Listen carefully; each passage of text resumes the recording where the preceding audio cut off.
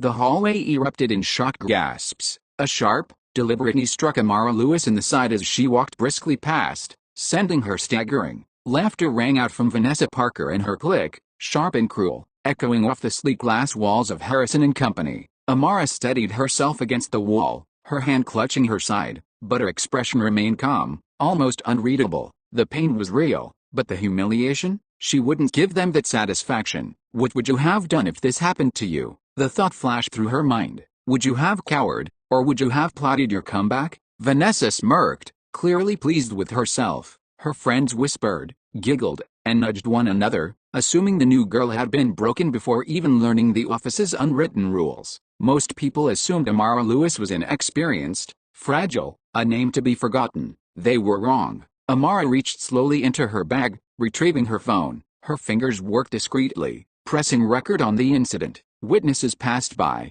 glancing curiously, unsure what to do. She noted them, their names etched mentally, her mind already cataloging evidence. A week earlier, she had walked through the same glass doors with ambition sparking in her chest. Degrees, awards, recommendations, all credentials she'd earned through hard work, through battles fought with intelligence and precision. But she hadn't come for admiration, she'd come to conquer challenges. Now, the first real challenge had appeared in the form of Vanessa Parker. Tall, confident, cruelly entitled, the kind of person who believed that intimidation and mockery were the currency of respect. But Amara had been trained differently. Her father, Colonel David Lewis, had drilled discipline, calm, and composure into her from childhood. Strength, he had taught her, was quiet, but unmistakable. The whispers faded as Amara's breathing returned to normal. Her phone tucked safely away, she allowed herself a small, calculated glance at Vanessa. Not fear, not submission, observation, assessment,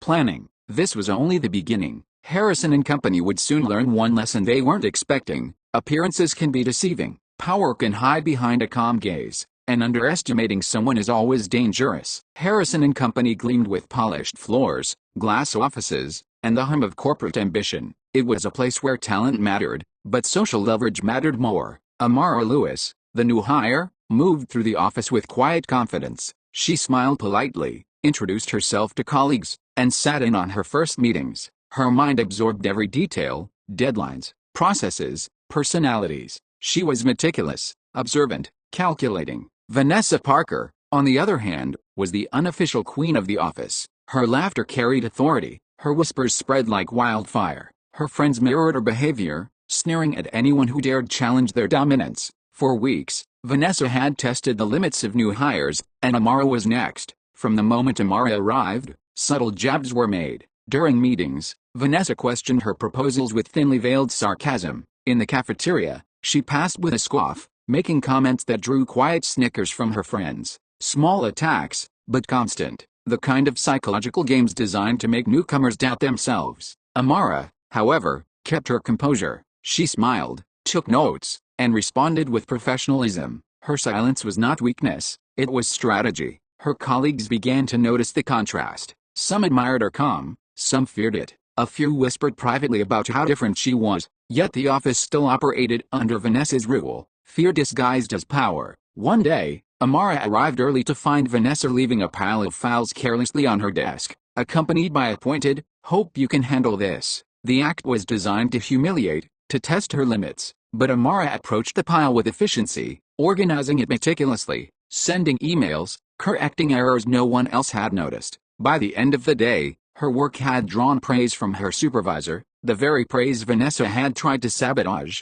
Little clues began to emerge that the balance of power could shift. Vanessa's smirk faltered whenever Amara calmly addressed challenges. Small whispers in the office hinted at growing respect, or perhaps fear. The first week continued like this. Amara faced microaggressions, covert sabotages, and open ridicule. And yet, she never faltered. Her calm authority, her unshakable demeanor, and her intelligence began to make one thing very clear. The underestimated new girl was far more capable than anyone suspected. Do you think they'll fight back, or walk away quietly? Comment or guess before we find out. By midweek, the tension in Harrison and Company had thickened. Vanessa escalated her tactics, leaving cryptic notes, whispering rumors, and undermining Amara's presentations. During a critical project meeting, Vanessa interrupted Amara repeatedly, twisting her words and casting doubt on her competence. Colleagues watched, unsure how to intervene. The whispers and smirks made Amara's cheeks flush, not with embarrassment, but with determination. Later,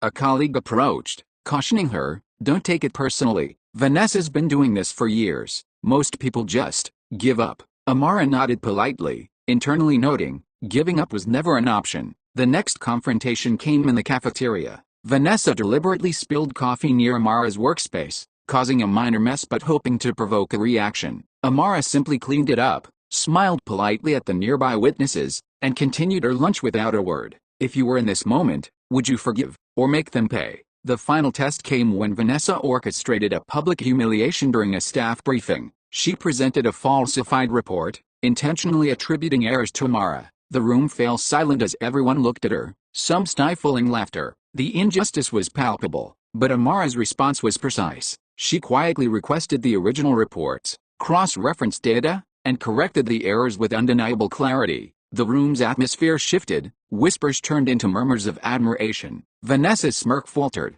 Amara's strategy became evident: observe, record, respond with undeniable truth. Every setback was a setup for a comeback. Every insult, a stepping stone toward reclaiming power. Amara began compiling evidence, emails, witness accounts, even discreet recordings, everything that documented Vanessa's repeated attempts at intimidation. HR was notified, and the disciplinary process began quietly. Vanessa and her clique were summoned to the office's disciplinary board. The first moments were filled with confidence on Vanessa's part, but the tables quickly turned. Security footage, emails, and corroborated witness statements left no room for her to maneuver. Amara's calm, authoritative presence dominated the room. No raised voice, no threats, just undeniable truth. She watched as Vanessa's confidence crumbled, replaced by confusion and fear. Be honest, would you use that power for justice, or revenge? The shift was more than procedural, it was psychological. Colleagues who had stayed silent began to see Amara not as a new hire, but as someone whose courage and composure demanded respect.